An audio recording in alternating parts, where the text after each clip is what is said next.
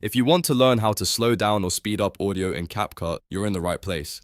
In this quick tutorial, I'll walk you through the exact steps to edit your audio speed inside CapCut, whether you want to make a voice clip sound slower, speed up background audio, or simply adjust the timing to match your video better. This is a very useful trick for creators who want more control over their edits, and the best part is that it only takes a few seconds once you know where to click. If this video helps you out, make sure to hit that like button and subscribe for more easy CapCut tutorials just like this one. Now let's jump right in. First, open your project in CapCut and make sure your audio is already added to the timeline. This can be a voiceover, music clip, sound effect, or any other audio file you want to edit. Once it's on the timeline, click on the audio clip so it becomes selected. You'll know it's selected when it highlights and the editing options become available. This step is important because CapCut won't show the right tools until the audio clip is active. After selecting the clip, look at the top right editing panel and navigate to the Speed tab. This is where CapCut keeps the speed controls for your audio. If you don't see it right away, just make sure your clip is still selected because the options only appear for the current media you're editing. Once you click the Speed tab, you'll see the Normal section.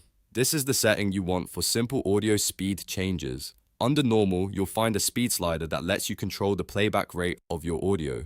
If you want to slow the audio down, drag the slider to the left. As you move it left, the audio will play more slowly, which can be useful for dramatic effects, clearer speech, or matching audio timing to video pacing. If you want to speed the audio up, drag the slider to the right. Moving it right makes the audio play faster, which is great for short-form edits, energetic content, or tightening up a clip so it fits your project better. Take a moment to preview the change after adjusting the slider, because even a small movement can make a noticeable difference in how the audio sounds. If the result feels too extreme, just bring the slider back a little until it sounds natural. You can always fine-tune it until it matches exactly what you want. That's really all there is to it.